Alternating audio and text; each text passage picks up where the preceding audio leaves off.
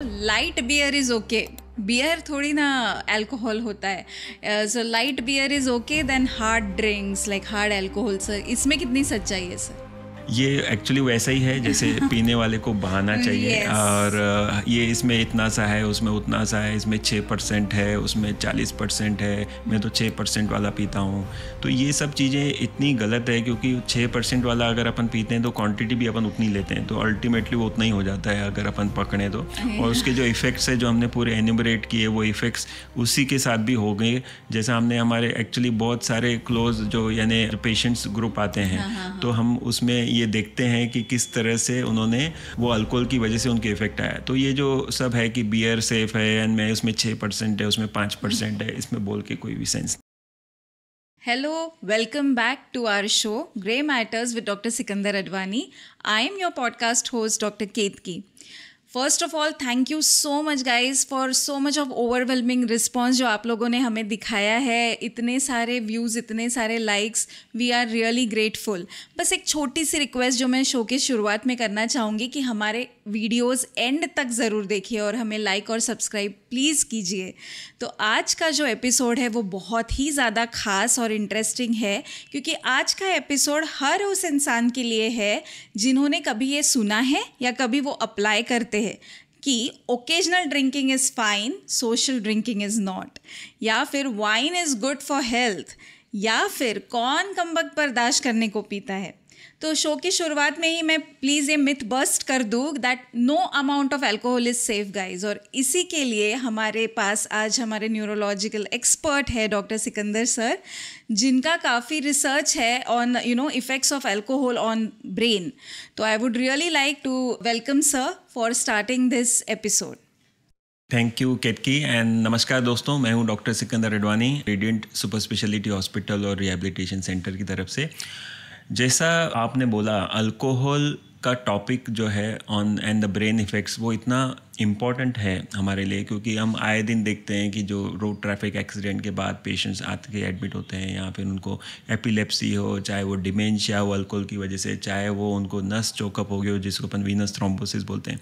तो इतने सारे इफ़ेक्ट्स है ब्रेन के and not a single sip is safe for the brain. ये जो 2023 में जो वर्ल्ड हेल्थ ऑर्गेनाइजेशन WHO ने एक पेपर लाया है तो वो सब मिथ्स जो है वो बस्ट हो गई है कि जो बोलते थे कि ये वाला ड्रिंक सेफ है या वो वाला ड्रिंक सेफ है, तो not a single drink is safe. तो आज हम ये जो जर्नी है अल्कोहल इफेक्ट्स ऑन ब्रेन ये चालू करेंगे और मैं चाहूँगा कि हमारी जो ऑडियंस है वो पूरा एपिसोड देखे. वो एक एक बारीक पॉइंट जो हम बताएंगे इसमें वो सभी साइंटिफिकली प्रूवन है, उसकी सब स्टडीज़ है और वो स्टडीज़ भी हम लिंक से जोड़ देंगे. तो आप ज़रूर ये पूरा एपिसोड देखिए. Yes correct. इसका रेलिवेंस सर इसलिए भी एस्टैब्लिश होता है कि teen to the aged group सब लोग आज ऐसे सोसाइटी में है जहाँ पे ये काफ़ी बड़ा लाइफस्टाइल हाइप हो चुका है. कोई पार्टी अल्कोहल के बिना कंप्लीट ही नहीं मानी जाती है. लोगों के लाइफस्टाइल में enjoyment is equal to having a few drinks with friends. तो why the hype around alcohol sir? Alcohol आखिर करता क्या है? एक्चुअली अपन अगर स्टैटिस्टिक्स की बात करें तो जो अभी 2023 में WHO रिपोर्ट आई थी उसमें वो गिनते हैं कि कितना amount of alcohol country use करता है.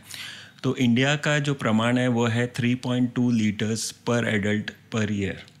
तो 3.2 litres of pure alcohol per year अगर अपन उसको नॉर्मल तरीके से देखें तो लगभग हर आदमी एक महीने में एक विस्की की बॉटल पीता है. और वो सर्वे में ये भी बताया गया था कि almost 2/3 of the public they deny taking alcohol. यानी जो बाकी के जो लोग ले रहे हैं अल्कोहल वो कितनी ज़्यादा मात्रा में ले रहे हैं इससे पता चलता है.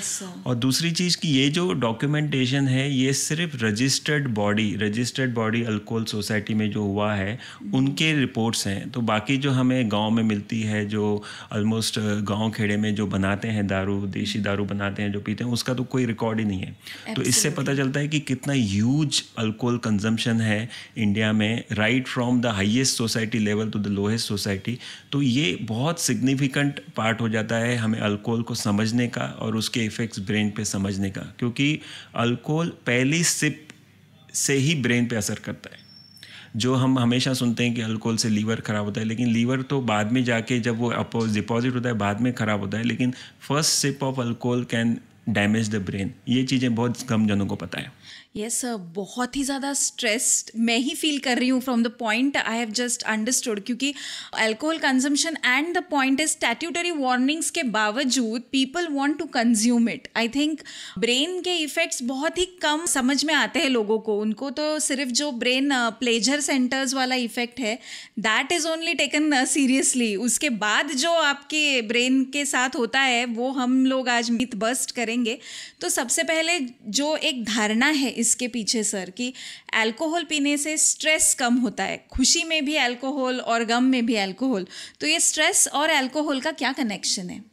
सबसे इम्पोर्टेंट हमें समझना पड़ेगा कि एक्चुअली अल्कोहल करता क्या है। तो अल्कोहल जब अपन लेते हैं तो सबसे पहले वो हमारे ब्रेन के जो रिलैक्स हार्मोन रहता है, गाबा जिसको बोलते हैं, जो अपने ब्रेन को शांत करता है, उसको बढ़ाता है। Yes. और वो ग्लूटामेट जो रहता है केमिकल, जो ग्लूटामेट केमिकल हमको एक्साइट करता है, उसको वो थोड़ा दम कम करता है। तो गाबा को बढ़ाना और ग्लूटामेट को कम करना, इससे क्या होता है कि इमीडिएटली अपने को रिलैक्स फील होता है। और इसी के साथ जो रिलैक्स फील होता है तो सबको लगता है अब मुझे शांति मिली है जो शुरुआत में। और शुरुआत के फेज़ में अल्कोहल क्या करता है कि डोपामिन का किक देता है। तो जैसे ही अपन लेते हैं तो थोड़ा सा डोपामिन अपने ब्रेन में बढ़ने लगता है, क्योंकि वो जो डोपामिन का जो सर्किट है जो ऑलमोस्ट ब्रेन स्टेम से चालू होता है, प्री फ्रंटल कॉर्टेक्स पे ख़त्म होता है, तो डोपामिन का जो किक है और जो गाबा का एनहांसमेंट है और ग्लूटामेट का इनिबिशन है, इसकी वजह से लोगों को लगता है कि फ़िलहाल वो आराम से रिलैक्स फील कर रहे हैं।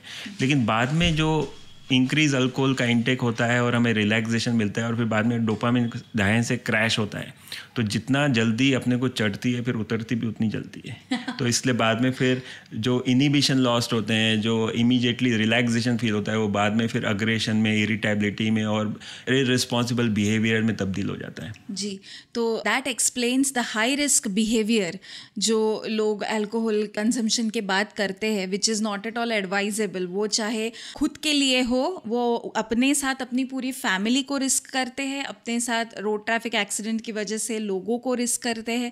तो ये जो हाई रिस्क बिहेवियर है कि अभी I am in that high state और मैं आई एम द सुपरमैन, तो ये कौन सा केमिकल रिएक्शन है सर और इसके साथ कैसे डील करना चाहिए? कैसा होता है कि हमारे जो ब्रेन है, हमारे ब्रेन का एक जो सामने का पार्ट होता है, जो फ्रंटल लोब होता है, उसमें एक प्री फ्रंटल कॉर्टेक्स होता है। वो हमारे ब्रेन का CEO है, वो ही अपने को सब कुछ कंट्रोल में रखता है। यानी सपोज आप जाइए और आपको लगता है कि ये आइसक्रीम मैंने खा लेना चाहिए, आपका लिम्बिक सिस्टम बोलता है कि जल्दी से खा लो, मुझे बहुत अच्छा लगता है। तो प्री फ्रंटल कॉर्टेक्स जो अपना आगे का पार्ट रहता है, जो डेवलप्ड पार्ट है, वो आपको रोकता है कि नहीं, इससे आपका वेट बढ़ सकता है, तो आपने नहीं खाना चाहिए। तो डिपेंड करता है कि कौन सा आपके ऊपर हावी हो रहा है, कौन सा लोब आपका ज़्यादा स्ट्रेंथन हुआ है, उस हिसाब से आप डिसीजन मेकिंग करते हैं। तो अल्कोहल के साथ भी वही होता है, वो प्री फ्रंटल कॉर्टेक्स को डिप्रेस कर देता है। तो वो अपनी जो नॉलेज है और जो अपना डिसीजन मेकिंग कैपेसिटी है वो बिगड़ जाता है। तो उसकी वजह से हाई रिस्क टेकिंग बिहेवियर आ जाता है। यानी आपने देखा होगा कि हम पार्टीज़ में यूजुअली देखते हैं कि लोग शुरुआत में जब कोई गाना गाते रहता है तो सब चुपचाप बैठे रहते हैं, और एक बार अल्कोहल का इफेक्ट आ गया, इनिबिशन चला गया, तो सब जने नाचने लगते हैं। तो ये जो किक इफेक्ट है, जो इनिबिशंस हट जाते हैं, वो इसलिए हट जाते हैं क्योंकि प्री फ्रंटल कॉर्टेक्स का आपके ऊपर से जो इनिबिशन था, जो आप डर रहे थे, वो निकल गया क्योंकि अल्कोहल ने उसको सप्रेस कर दिया। तो इसकी वजह से ये हाई रिस्क टेकिंग बिहेवियर, जो गाड़ी पे रैंडम जो ड्रंकन ड्राइविंग बोलते हैं अपन, तो ये सब चीज़ें उसी समय होती है जब ये अल्कोहल का इफेक्ट अपने ब्रेन के ऊपर सप्रेशन में लाता है। हाँ, तो दैट मीन्स कि हमारे जो बेसिक जजमेंट्स है उसको ही हिला देता है। एंड आई थिंक अभी तक हमने सर 3-4 मेजर सेंटर्स देखे हैं जो ऑलरेडी अल्कोहल जिन पे हावी होता है और उनको it really messes up your brain. तो इसी के साथ सर बहुत बार सुना है कि लोगों को ब्लैकआउट्स होते हैं एंड जो शॉर्ट टर्म मेमोरीज, तो मतलब I don't know whether it is pretended by people या वो सच में होता है कि मुझे कुछ याद नहीं, मुझे ज़्यादा पिला दी गई थी, आई डोंट रिमेंबर एनीथिंग। तो ऐसा सच में होता है? बिल्कुल होता है, और इसकी तो स्टडीज़ है। और हम यूजुअली जो पेशेंट अपन देखते हैं कि ड्रंकन ड्राइविंग में पकड़े गए और फिर वो यहाँ पे कुछ एक्सीडेंट हुआ, तो उनका अपन ब्लड सैंपल देखते हैं।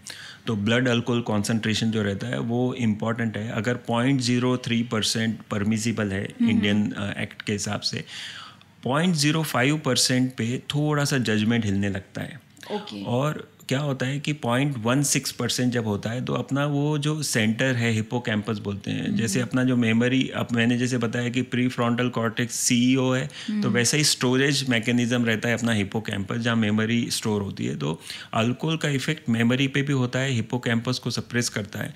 तो अगर अपन लार्ज क्वांटिटी में अल्कोहल लेते हैं तो वो हिप्पोकैम्पस जो है वो बरोबर काम नहीं करता है, तो हमें जो उस समय की जो मेमोरी है वो इमीडिएटली डिलीट हो जाती है, वो हमें याद ही नहीं रहता, उसको अपन ब्रेन फॉग बोलते हैं, और इसकी वजह से ही ये इनडिसिसिवनेस आता है।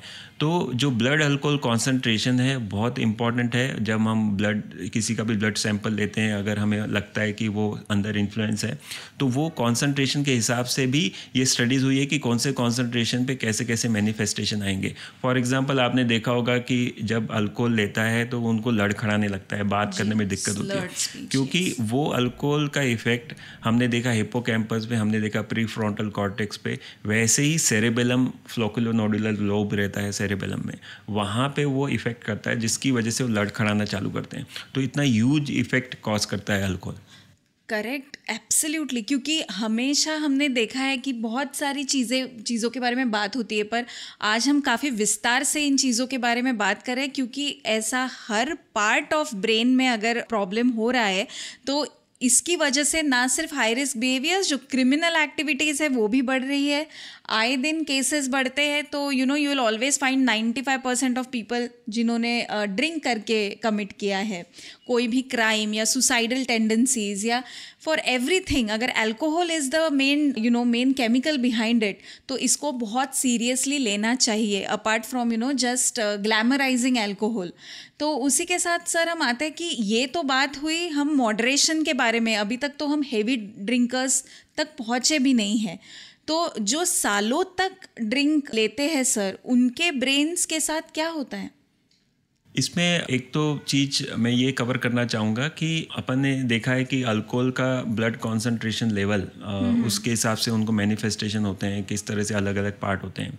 वैसे ही बहुत जने का जो प्रॉब्लम रहता है, जो समझते हैं कि स्लीप अपना इफेक्ट नहीं होता है और अब मुझे अच्छी नींद आती है। मैं अगर अल्कोहल, मेरे पास बहुत सारे पेशेंट्स आते हैं, मुझे बोलते हैं कि मुझे अगर मैं अल्कोहल नहीं लूँ तो मुझे नींद नहीं आती, और अल्कोहल से ही मुझे नींद आती है। तो उनके लिए मैं यही कहना चाहूँगा कि अल्कोहल की वजह से जो नींद आती है वो इनिशियली रिलैक्सिंग फील होता है अपने को, इसलिए आती है, लेकिन जो रिबाउंड फिनोमिनन है, जो हमने देखा है कि अल्कोहल की वजह से जो स्टडीज़ हुई है वो REM स्लीप को अफेक्ट करता है।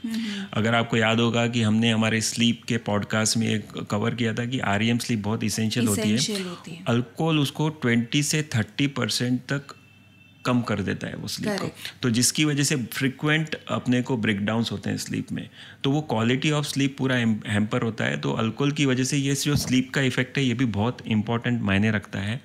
और जो आपने कहा कि जो सालों साल लेते हैं अल्कोहल, यानी वो करते हैं, तो उनमें क्या होता है, तो उसमें बहुत सारे स्टडीज़ हैं जिसमें उन्होंने MRIs किए लोगों के।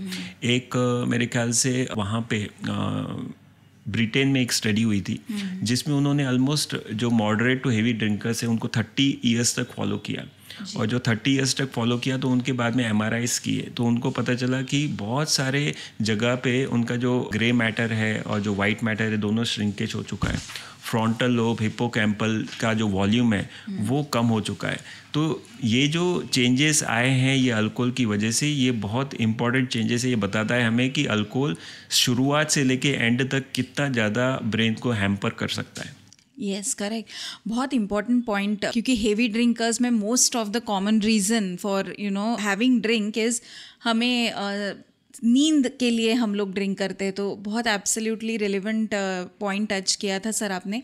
ये स्ट्रक्चरल चेंजेस जो है बहुत स्केरी है, जैसे आपने कहा कि प्रॉपर ब्रेन का श्रिंकेज होना, वो छोटा होना साइज़ में, ये सुनने में ही काफ़ी डरावना है। और ब्रेन का छोटा होना ये इसलिए भी बहुत ज़्यादा पॉइंट रखता है सर, बिकॉज डेमेंशिया टाइप जो डिजीज़ेस है, जो कंप्लीट मेमोरी लॉस है, वो यूजुअली जो अडल्ट्स में पाए नहीं जाते, वो भी बिकॉज ऑफ हेवी अल्कोहल हमें डेमेंशिया लाइक सिम्टम्स बहुत जल्दी एज में भी मैनिफेस्टेड दिखते हैं। उसमें एक्चुअली एक यंग लोगों में भी स्टडी हुई थी। यंग अपना जो ब्रेन रहता है यूजुअली 15 से 20 साल तक वो अपना डेवलप होते रहता है।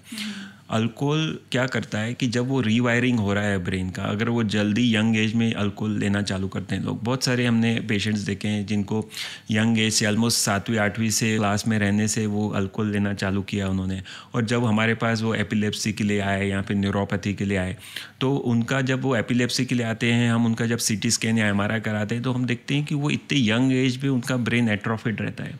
यानी उस एज में जब ब्रेन एब्सोल्युटली नॉर्मल होना चाहिए, ग्रे मैटर अच्छा होना चाहिए, कि उस समय हमें देखते हैं कि उनका ब्रेन इतना कम हो गया है, तो तब से वो लर्निंग डिसेबिलिटी, कॉग्निटिव डेफिसिट्स ये आने लगते हैं।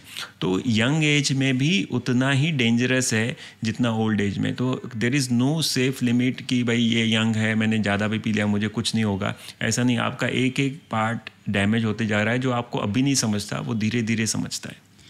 Shocking sir, 7th 8th is something like अभी तो एज का कोई मैटर ही नहीं रहा है, मगर it's so important for parents to understand कि हम जो प्रैक्टिस करते वही हम प्रीच भी कर रहे हैं बच्चों को। तो इसी के साथ जो एंजाइटी इश्यूज है सर, या फिर जो इमोशंस को हैंडल प्रॉपर ना करने का है, तो ये भी क्या अल्कोहल से रिलेटेड है? बिल्कुल। एक स्टडी हुई थी जिसमें उन्होंने यंगस्टर्स को जिनको एंजाइटी इश्यूज थे उनको उन्होंने ये स्टडी किया था कि उन्होंने अल्कोहल से रिलेटेड उनकी एंजाइटी और डिप्रेशन में 2 to 3 टाइम्स ज़्यादा था जो कि moderate level of alcohol intake करते हैं। फिर उन्होंने उनको क्या किया कि ऐसे बच्चों को उन्होंने स्टॉपेज करवाया अल्कोहल का, और आफ्टर 3 months दे थॉट, और उन्होंने पाया कि उनकी एंजाइटी और डिप्रेशन लेवल में कम आई है। तो ये जो मूड लूप है, जो मूड चेंजेस है अल्कोहल की वजह से, जो एंजाइटी डिप्रेशन, ये जो है ये ऑलमोस्ट 2 से 3 गुना ज़्यादा पाए जाते हैं जो कि ऑलमोस्ट डेली कंज्यूम करते हैं अल्कोहल या फिर ज़्यादा मात्रा में करते हैं। तो ये भी चीज़ें हमको नोटिस करने में आई हैं और ये भी स्टडी से प्रूवन है।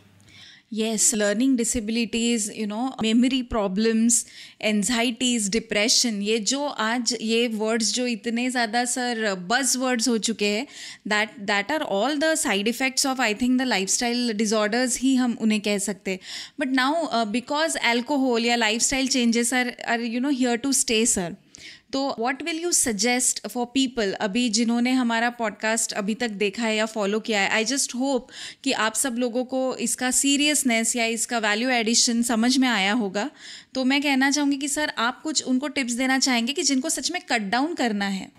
उनके लिए एक्चुअली अपने को ये समझना पड़ेगा, जो सभी लिसनर्स या ऑडियंस ये सुन रहे हैं, तो पहले हमें ये समझना पड़ेगा कि अल्कोहल के इफ़ेक्ट्स जो हम क्या क्या होते हैं वो हमने बताए। अल्कोहल के जो ब्रेन के इफ़ेक्ट्स जो हम पेशेंट्स देखते हैं, जैसे कि पेशेंट को एपिलेप्सी होता है, पेशेंट को अल्कोहल विड्रॉल सीजर्स होते हैं, पेशेंट को डिमेंशिया होता है, पेशेंट को न्यूरोपैथी होती है, और ये सब पेशेंट्स को होता है। उसके बाद न्यूट्रिशनल डेफिशिएंसी होती है। तो जब हमारे पास 2 तरीके के पेशेंट्स आते हैं, एक तो एक्यूट ऑनसेट में आते हैं, तो अगर वो पेशेंट्स अल्कोहल ज़्यादा मात्रा में लेते हैं तो B1 की डेफिशिएंसी हो जाती है उन्हें। और जब वो B1 की डेफिशिएंसी, उसको अपन थायमिन डेफिशिएंसी बोलते हैं, ये 2 कारण से होती है। एक तो अल्कोहल की वजह से आदमी खाता ही कम है, वो अल्कोहल ही पीता है, और दूसरा है कि अल्कोहल की वजह से जो एब्जॉर्प्शन है विटामिन B1 का वो भी कम हो जाता है।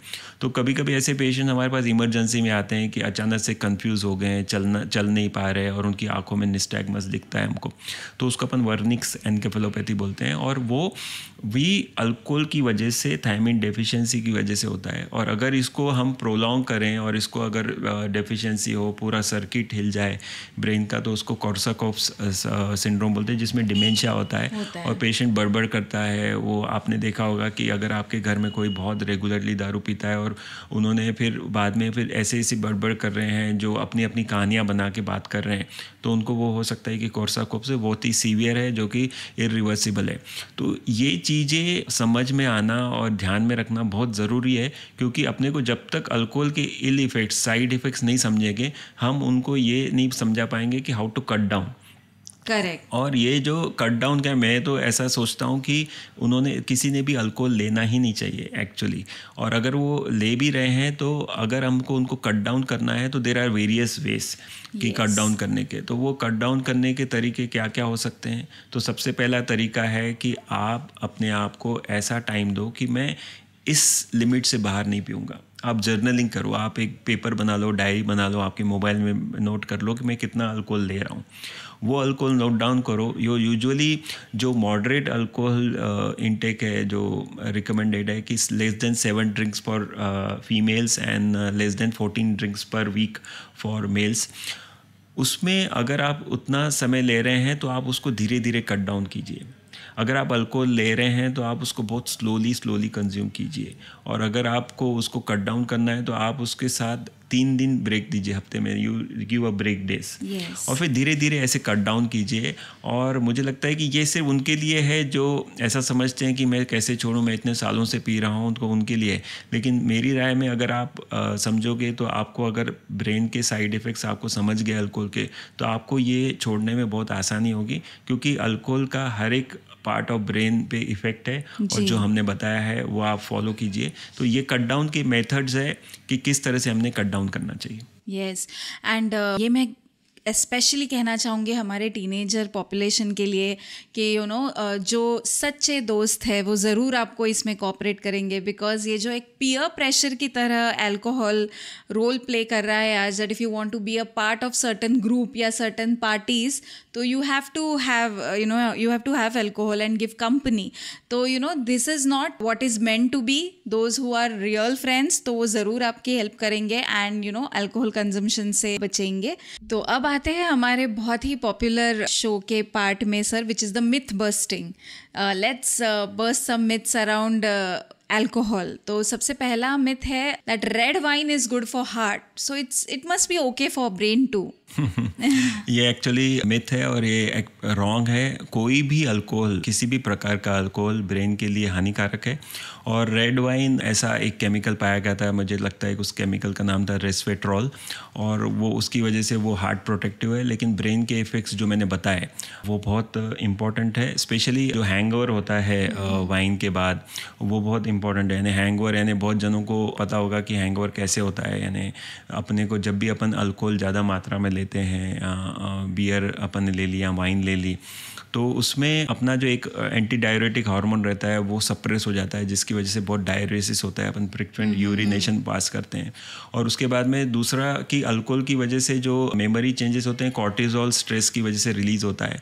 और जो अल्कोहल का जो मेटाबॉलिज्म है उसमें एसिटाल्डिहाइड रिलीज़ होता है, जिसकी वजह से पाल्पिटेशंस होते हैं, बहुत सारे अपने को धड़कनें बढ़ जाती है, अच्छा नहीं लगता, दूसरे दिन फॉगीनेस लगता है, हेडेक होता है। तो ये सब चीज़ें होती है वाइन से, बियर से। तो ये जो मिथ है कि it is good for this and good for that, ये बोलने के लिए अच्छा लगता है, लेकिन लॉन्ग टर्म के इफेक्ट्स इसके बहुत बहुत हानिकारक है। यस, सेकेंड जो मिथ है that light beer is okay. Beer थोड़ी ना अल्कोहल होता है, so light beer is okay then hard drinks like hard alcohol. Sir, इसमें कितनी सच्चाई है सर? ये एक्चुअली वैसा ही है जैसे पीने वाले को बहाना चाहिए। Yes. और ये इसमें इतना सा है, उसमें उतना सा है, इसमें 6% है, उसमें 40% है, मैं तो 6% वाला पीता हूँ। तो ये सब चीज़ें इतनी गलत है, क्योंकि 6% वाला अगर अपन पीते हैं तो क्वांटिटी भी अपन उतनी लेते हैं, तो अल्टीमेटली वो उतना ही हो जाता है अगर अपन पकड़ें तो। और उसके जो इफ़ेक्ट्स है जो हमने पूरे एन्यूमरेट किए, वो इफ़ेक्ट्स उसी के साथ भी हो गए। जैसा हमने हमारे एक्चुअली बहुत सारे क्लोज जो यानी पेशेंट्स ग्रुप आते हैं, तो हम उसमें ये देखते हैं कि किस तरह से उन्होंने वो अल्कोहल की वजह से उनके इफेक्ट आया। तो ये जो सब है कि बियर सेफ है एंड मैं उसमें 6% है, उसमें 5% है, इसमें बोल के कोई भी sense. It's like bargaining for 1% जो कि सच में बहुत फनी है एक्चुअली। तो नेक्स्ट इज सर कि बहुत स्ट्रेस में हूँ, give me 1 drink and I will sleep like a baby. तो ये जो स्लीप लाइक अ बेबी है, ये ऐसे पेशेंट्स हमारे पास मॉर्निंग में एडमिट होते हैं जिसमें उनको मॉर्निंग में जो एकदम से जो इरिटेबिलिटी, एपिलेप्टिक अटैक आते हैं कि अल्कोहल लेने के बाद, तो उनको लगता है कि मुझे अल्कोहल के बिना नींद नहीं आती। लेकिन जैसा मैंने पहले भी बताया कि अल्कोहल की वजह से REM स्लीप डिस्टर्ब होती है, स्लीप फ्रेगमेंटेशन होता है, और उसकी वजह से बार बार उठना होता है, क्वालिटी ऑफ स्लीप अफेक्ट होती है।